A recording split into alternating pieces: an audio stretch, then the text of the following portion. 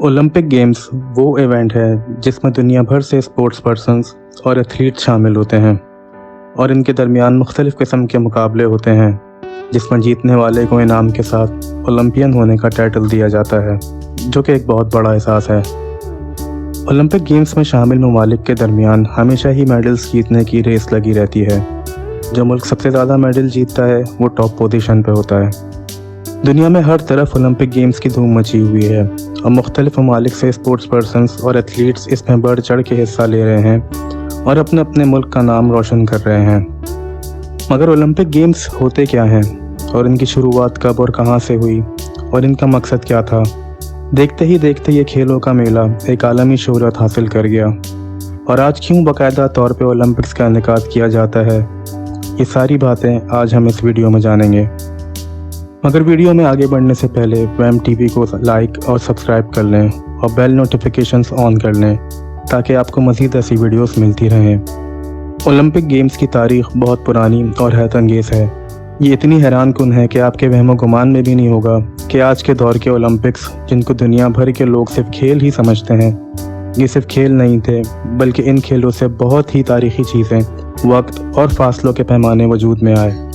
इन खेलों की शुरुआत बहुत ही कदीम ज़माने में हुई। ये तकरीबन 800 साल कबल मसीह में यूनान के शहर ओलंपिया में शुरू हुए।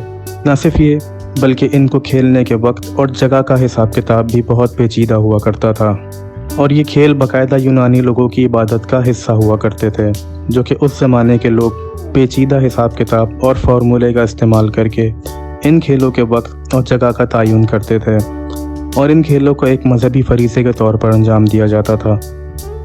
तारीख़ का मुताला किया जाए तो मालूम होता है कि 800 साल कबल मसीह में यूनान के लोग ज़्यूस देवता की इबादत किया करते थे और ये खेल ज़्यूस की इबादत के तौर पर एक ख़ास वक्त और जगह का हिसाब लगाकर हर 4 साल बाद ऐसे दिनों में मुनक्किद किए जाते थे जो कि पूरे चांद की तारीख़ों में आते थे।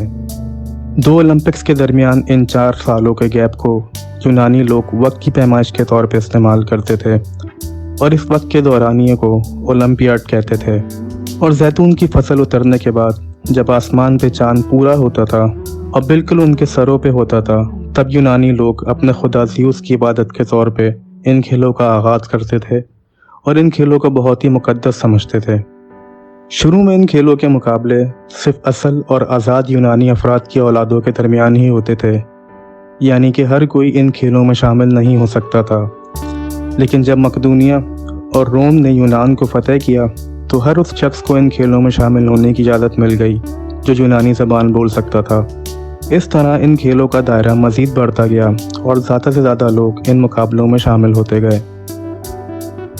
कहा जाता है कि ओलंपिक्स ज़्यूस देवता के बेटे हरक्यूलिस ने अपने वालिद के एजाज़ में मुनक्किद करवाए और जब यूनान में ओलंपिक्स मुकाबले चल रहे होते थे तो रियासत में जारी तमाम खेल और जंगें रोक दी जाती थीं, क्योंकि इन खेलों को अमन से मंसूब किया जाता था।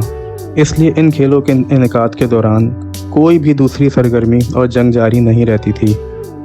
तारीखदानों के मुताबिक हरक्यूलिस ने सबसे पहले इन खेलों को ओलंपिक्स का नाम दिया और पहला स्टेडियम भी हरक्यूलिस ने ही तामीर करवाया, जो कि अपने वालिद ज़्यूस के एजाज़ में तामीर करवाया गया था।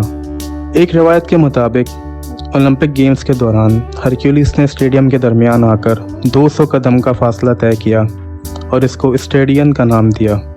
हरक्यूलिस का तय किया गया 200 कदम का फासला बाद में डिस्टेंस का स्टैंडर्ड यूनिट बना, जो कि आज भी माना जाता है। हरक्यूलिस के ज़माने में जब ओलंपिक्स की शुरुआत हुई तो इन खेलों में high jumps, javelin throw, race, wrestling, fighting और हॉर्स राइडिंग के खेल शामिल थे।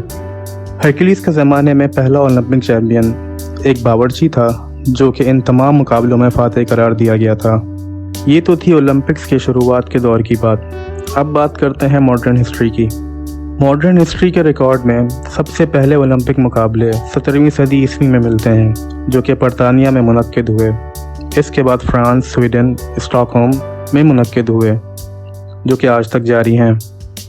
ओलंपिक्स का सिंबल यानी इसका निशान, जो कि 5 गोल दायरों की सूरत में है, इसके पीछे भी बहुत इंटरेस्टिंग कहानी है।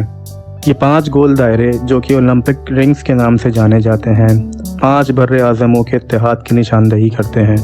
इन 5 बर्रे आज़मों में अफ्रीका, अमेरिका, जो कि एक बर्रे आज़म माना गया है, اس کے علاوہ ایشیا، یورپ، اوشیانیا شامل ہے۔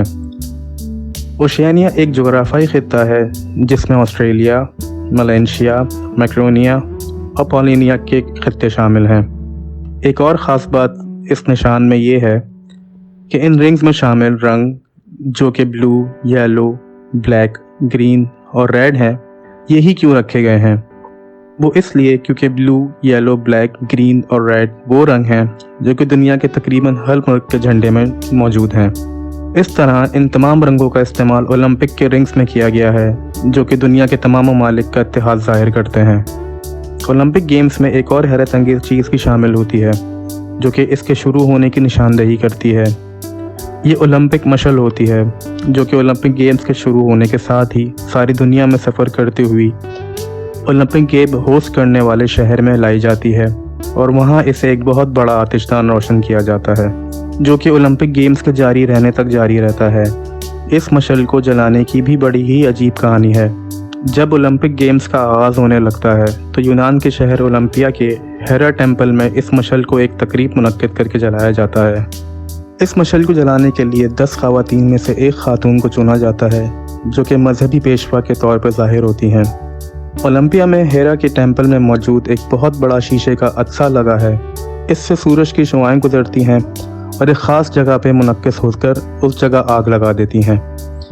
یہی آگ اس مشل کو جلانے کے لیے استعمال ہوتی ہے، یعنی مشل میں لگی ہوئی آگ سیدھا سورج کی شعاعوں سے جلائی جاتی ہے اور پھر وہاں موجود سابقہ اولمپین ریلے رنر کو پیش کی جاتی ہے جو کہ پھر پورے اسٹیڈیم میں مشل لے کر دوڑتا ہے اور اس طرح اولمپک گیمز کا باقاعدہ آغاز کیا جاتا ہے۔ یہ مشل ساری دنیا کے ممالک اور ان کے خاص شہروں میں سے گزاری جاتی ہے۔